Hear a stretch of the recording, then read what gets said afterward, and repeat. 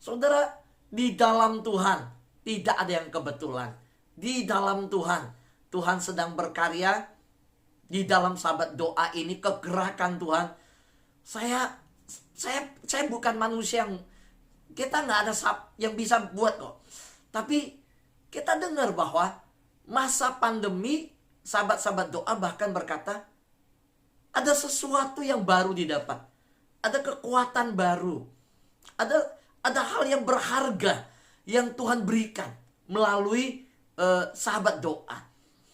Orang mengeluh tentang pandemi, tapi di sahabat doa saya mendengar bukan mengeluh, ya, enggak, digantikan dengan sukacita. Kain kabungmu aku gantikan dengan sukacita. Kita dengar bahwa saya kehilangan banyak teman, tapi di sahabat doa kita menemukan banyak teman. Di saat pandemi orang kehilangan. Tapi lihat, di sahabat doa kita mendapatkan. Nah, ini mujizat, saudara. Ini sesuatu yang dikatakan karya Tuhan. Kalau karya Tuhan itu seperti ini. Berbalik. Nggak mampu melampaui pikiran dan akal budi kita. Orang bercerita tentang kehilangan di mana-mana, kita bercerita tentang mendapatkan. Orang bercerita tentang terkungkung, kita bercerita tentang terbuka. Ya, kita bercerita tentang semakin mengenal yang lain. Ya, bukan terkurung. Orang berada dalam sebuah keadaan yang tidak tahu harus kerjakan apa. Apalagi dinyatakan zona hitam.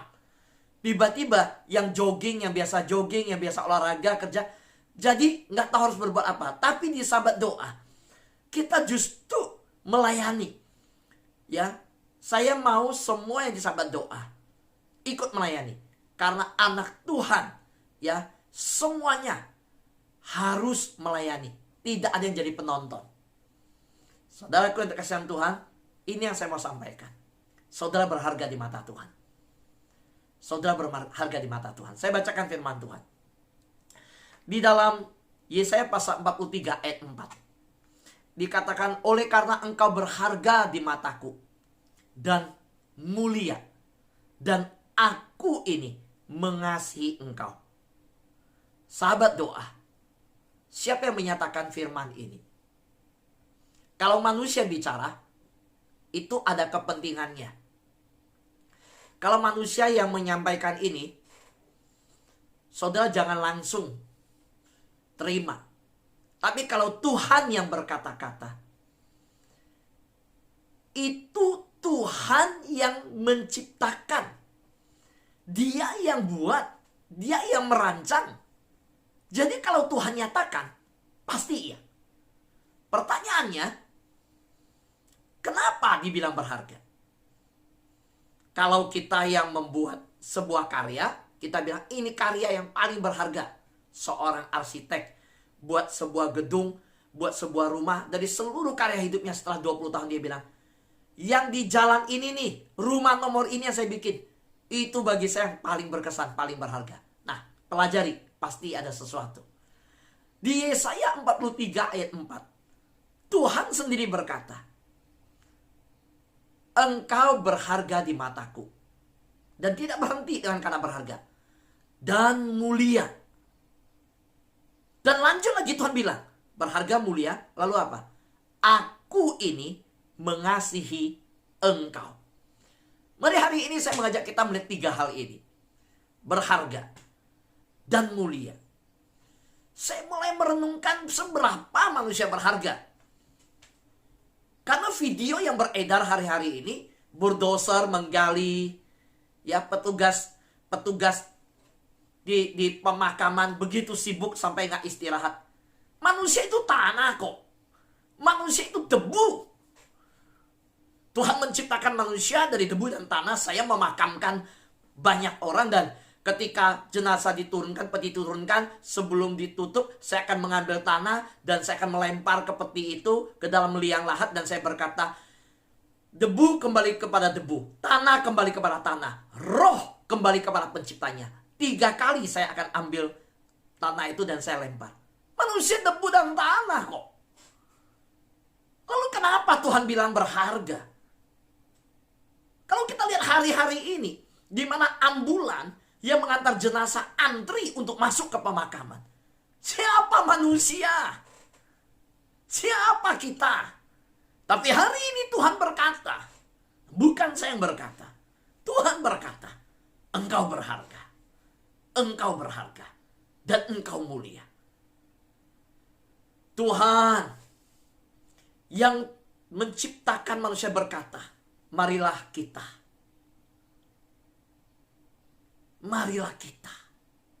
ciptakan manusia. Buat manusia. Semua yang Tuhan ciptakan. Tuhan berfirman, jadilah terang, jadilah pagi, jadilah samudera, jadilah. Tetapi ketika diciptakan manusia, Tuhan tidak memakai kata. Dia turun tangan, saudara. Karena itu ketika Pak Paul bernyanyi, tolonglah aku ya Tuhan, air sudah di leherku. Petrus berteriak, Tuhan, tolong aku. Saudara, saya mau berkata, waktu Petrus yang menantang Tuhan dan berkata, kalau engkau Tuhan, suruh aku berjalan ke arahmu. Tuhan bilang, ayo silakan kau berjalan. Dia berjalan. Dan ketika dia berjalan, dia berhasil. Tapi ketika dirasakan angin yang kencang, dirasakan sekitarnya, dia mulai sadar dia ada di atas air, dia tiba-tiba tenggelam. Pertanyaan saya, waktu Petrus tenggelam, dia teriak, Tuhan tolong, airku dari leher. Tuhan tolong. Tuhan bisa nggak berfirman, air laut kering? Bisa nggak? Bisa. Bisa nggak Tuhan berkata, Petrus terangkatlah engkau. Petrus terangkat keluar dari air. Wih, bisa nggak? Bisa. Orang yang ciptakan alam semesta sebelum dunia berfirman kok. Tuhan bisa nggak berkata, jadilah es, air laut mengeras. Petrus nyangkut di lehernya. Duh, nggak bergerak. Bisa. Lalu kenapa Tuhan mengulurkan tangannya dan memegang Petrus? Sedangkan hanya dengan berfirman, Tuhan bisa menyelamatkan Petrus. Saudara, kejadian itu menggambarkan satu hal. Manusia yang diciptakan oleh Tuhan. Tuhan membawa Petrus, membawa saudara saya, mengingat kepada penciptaan. Tuhan sanggup berfirman. Tetapi Tuhan mengulurkan tangan. Tuhan bertindak. Tuhan membentuk manusia itu. Tidak berfirman kepada Petrus, keluar dari air. Dia mau menyatakan, dia Tuhan yang begitu peduli dan mengasihi. Dia mengulurkan tangan. Dia memegang Petrus. Saudara, hari ini engkau mungkin berteriak, Tuhan, aku melihat betapa manusia begitu tidak berharga. Tuhan, aku sampai ngeri melihat berita. Tuhan, tolong aku. Tuhan, ini aku. Tuhan, air sudah di leherku. Tuhan, temanku sudah di ICU. Tuhan, keluargaku sudah mengalami divonis positif. Tuhan, ini keadaanku. Saya mau berkata, Tuhan tidak melihat dari jauh. Tuhan tidak hanya berfirman. Dia akan datang ke dalam hidupmu. Dia akan jamah hidupmu. Dia ulurkan tangan. Dan dia berkata, pegang tanganku. Pegang, aku ada bersamamu. Sahabatku yang terkasih dalam Tuhan. Hari ini Tuhan bukan hadir dari jauh. Dia ada di rumahmu. Melalui sahabat doa, dia hadir di ruangan kamarmu. Dia hadir di tengah-tengah keluargamu. Dia menyapa hidupmu. Saudara, rasakan tidak? Sahabat doa itu adalah sapaan Tuhan. Saudara, ada banyak orang tidak tahu berbuat apa di masa ini. Tetapi Tuhan hadirkan sebuah jaringan. Di masa pandemi Tuhan bisa siapkan sebuah Zoom. Saya nggak tahu apa yang terjadi kalau nggak ada Zoom, saudara. Bisa ada Zoom, saudara. Kita bisa bersekutu. Soalnya saya merasakan ini uluran tangan Tuhan yang menyapa kita semua. Dan kita bukan hanya berharga. Tuhan berkata mulia. Seberapa sih mulia tanah? Setiap hari kita menyapu kok, ibu-ibu. Dengar, setiap hari kita nggak senang debu di rumah. Kita nggak mau ada debu di rumah. Tapi Tuhan berkata yang debu ini berharga di mata Tuhan. Kita nggak senang apalagi yang rumahnya di Jakarta. Aduh, debu luar biasa. Polusi ya. Aduh, saudara, apalagi rumah di pinggir jalan. Debu itu nggak ngerti dari mana datangnya, saudara. Aduh, ini meja saya khotbah, saudara. Saudara, ada aja debu. Ini laptop itu 2-3 hari ini meja debu, saudara, luar biasa. Tiap hari harus disapu. Tapi Tuhan berkata engkau mulia. Aduh, mana ada orang menyimpan debu? Bagaimana mungkin debu mulia? Nggak ada. Ya, nggak ada orang nyimpan di emas, di lemari. Orang nyimpan di deposito uang. Nggak ada yang simpan debu. Tapi Tuhan berkata engkau mulia. Seberapa mulia? Kenapa Tuhan berkata mulia? Saudara, di dalam Keluaran pasal 19 ayat 5, firman Tuhan berkata, jadi sekarang, jika kamu sungguh-sungguh mendengar firman-Ku dan berpegang pada perjanjian-Ku, maka kamu akan menjadi harta kesayangan-Ku sendiri di antara segala bangsa, sebab akulah yang empunya seluruh bumi. Saat itu, saudara, Tuhan menyatakan firman-Nya kepada umat Israel di Gunung Sinai.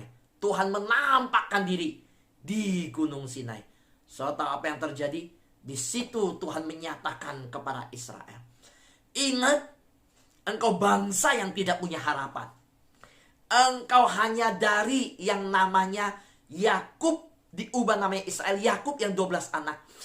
Kelaparan, hampir mati, lalu pergi ke Mesir, datang ke Yusuf, dan engkau jadi satu bangsa. Engkau budak 430 tahun. Engkau gak bisa apa-apa. Dari sebuah keluarga, engkau jadi satu bangsa. Di situ Tuhan menampakkan diri di Gunung Sinai, menyatakan, jadi Tuhan menyatakan bahwa kalau kamu sungguh-sungguh mendengar firman-Ku, berpegang perjanjian-Ku, kamu menjadi harta kesayangan-Ku. So di situ Tuhan menyatakan bahwa Israel harta kesayangan-Ku. Kalau engkau sungguh-sungguh berpegang pada perjanjian-Ku. So Tuhan lepaskan mereka dari Mesir. Tuhan jadikan dan berkata, dari seluruh bangsa di dunia, tidak ada yang saya pilih jadi harta kesayangan-Ku. Hanya bangsa ini. Saudara, apa kelebihan Israel? Saya mulai merenung. Apa kelebihannya? Enggak. Kelebihannya satu, karena Tuhan pilih dia. Gini saudara, yang menjadikan saudara dan saya berharga hanya satu. Bukan kita yang pilih Tuhan, Tuhan pilih kita. Kalau bukan Tuhan cari hidup kita, hari ini kita di tempat yang tidak layak. Hari ini saudara dan saya, maaf, saya mau berkata, kita sampah. Maaf, saya mau berkata, moyung. Nggak ada gunanya. Tapi kenapa kita jadi berguna? Kenapa dari sampah, dari yang tidak berguna, jadi barang berharga? Karena satu, karena darah yang mahal itu, yang suci, yang kudus, dan tidak berdosa, itu tercurah dari Kalvari, membasuh hidup saudara saya, menjadikan saudara dari musuh menjadi sahabat, dari budak diangkat jadi anak, dari terhilang ditemukan. Saudara, budak itu di luar rumah, gak boleh masuk dalam rumah, cuma nyambut tamu. Sudah itu tinggal di luar. Anak itu masuk ke dalam rumah, tinggal di dalam. Musuh itu harusnya binasa. Itu musuh. Tapi musuh dijadikan apa? Sahabat. Itulah saudara saya. Karena Tuhan memberikan peringatan kepada Israel. Jadi sekarang, sungguh-sungguhlah dengar firman-Ku. Berpeganglah pada perjanjian-Ku. Maka kamu akan menjadi harta kesayangan-Ku di antara segala bangsa. Hari ini saya mau berkata, kita mulia di mata Tuhan. Bukan karena kita bisa menawarkan emas dan perak kita. Nggak ada gunanya emas dan perak kita. Karena waktu kita tinggalkan dunia, ku tak membawa apapun juga. Saat ku datang ke dunia, ku tinggal semua pada akhirnya. Saat ku kembali ke surga. Saudara, kita nggak datang nggak bawa apa-apa. Pulang nggak bawa apa-apa. Kenapa Tuhan bilang kita berharga dan mulia? Karena perkataan itu kembali mau menyadarkan kita. Kita ini sudah ditebus oleh Tuhan. Kita dijadikan berharga. Kita dijadikan anak, dijadikan sahabat. Karena itu hargailah, berpegang teguhlah pada perjanjian. Setiap kali perjamuan kudus kita mengangkat cawan, mengangkat roti. Cawan itu berkata apa? Cawan ini adalah cawan perjanjian baru yang telah dimeteraikan oleh darahku. Saudara, kita bukan lagi di perjanjian lama. Kita di perjanjian baru. Kita adalah mempelai yang menunggu mempelai. Kristus itu menjemput kita. Hiduplah kudus. Hiduplah sungguh-sungguh. Kita berharga. Kita diciptakan bukan jadi bahan bakar neraka. Kita bukan dijadikan kayu bakar neraka. Kita bukan diciptakan untuk masuk ngantri masuk ke neraka. Kita diciptakan untuk bersekutu selama-lamanya menikmati kemuliaan Bapa. Karena itu, kalau yang gak berharga ini sudah dijadikan berharga, jangan kembali lagi kepada kumbangan. Jangan kembali lagi kepada anjing kembali kepada muntah, babi kembali kepada kumbangan. Jangan kembali kepada hidup yang berdosa. Maaf, saya harus berkata keras dan tegas. Karena banyak orang sia-siakan hidup sih. Saudara cuma 1 jam cari Tuhan kok pagi hari. Saudara, bagaimana memaknai pandemi? Kalau setelah lewat pandemi, hidup kita tidak lebih dekat dengan Tuhan. Saya bilang, pandemi yang diizinkan Tuhan ini gagal membentuk kita, sia-sia. Tapi kalau di masa pandemi ini, akhirnya kita lebih dekat dengan Tuhan. Pandemi ini berhasil dipakai Tuhan membentuk kita. Orang bertanya, apa sih maksud Tuhan dengan pandemi? Saya nggak ngerti maksud Tuhan apa. Saya cuma ngerti hidup saya lebih dekat dengan Tuhan ketika pandemi ini. So, saya jujur berkata, orang tanya, Pak Fu, masa begini digoncangkan, diizinkan? Udah alfa, udah sekarang beta, delta, sekarang delta plus, udah lagi muncul lain lagi varian. Ini maksud Tuhan apa? Saya nggak ngerti maksud Tuhan untuk dunia. Saya nggak mau ngerti yang hebat-hebat seluruh dunia. Saya nggak ngerti politik yang gimana, enggak. Saya cuma ngerti satu hal. Saya dulu nggak setiap hari khotbah. Saya dulu duduk nunggu orang ngundang khotbah. Dulu saya hanya tunggu orang telepon catat khotbah. Ayo. Memang saya sibuk, jadwal saya bisa 1 tahun full, 2 tahun full. Tapi tidak pernah dari Senin sampai Jumat sampai Sabtu. Nggak pernah. Jujur, ayo hamba Tuhan mana? Senin sampai Sabtu khotbah. Besok saya ada khotbah lagi di satu gereja. Saya mau tanya, hamba Tuhan, semua hamba Tuhan yang paling hebat, termasuk Billy Graham. Saya sudah mempelajari Billy Graham sejak muda.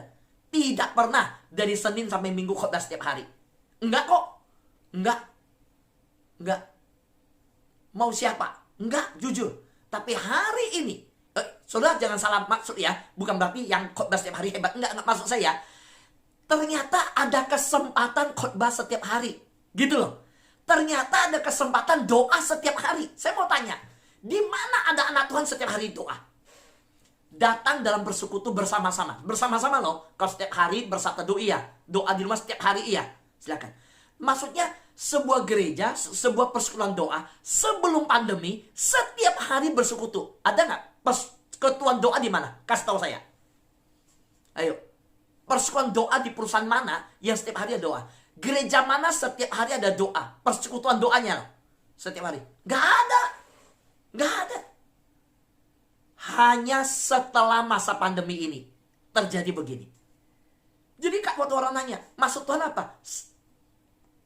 Kalau saya pribadi, saya nggak mau jawab untuk orang lain. Kalau saya pribadi, sejak pandemi, saya lebih hidup bergaul dengan Tuhan. Sejak masa pandemi, saya diberi kesempatan lebih lagi untuk melayani Tuhan. Saya bisa menyiapkan firman untuk bagi banyak. Sejak pandemi, saya setiap hari bisa berdoa dengan seluruh gereja, seluruh hamba Tuhan, semua anak Tuhan, dari manapun. Ini yang saya bisa katakan, saya lebih dekat dengan Tuhan.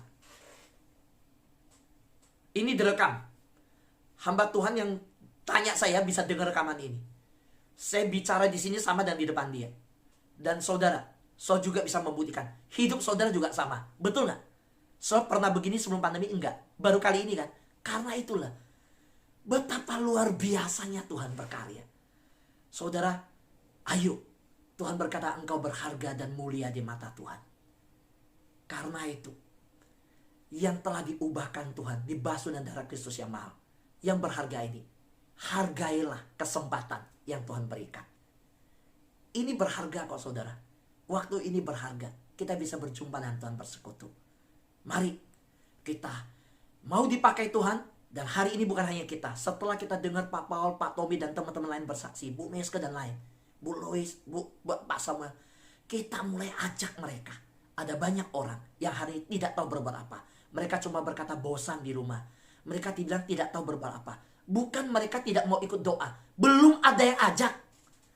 Bukan mereka nggak tahu mau berdoa. Tapi mereka nggak tahu ada jaringan ini.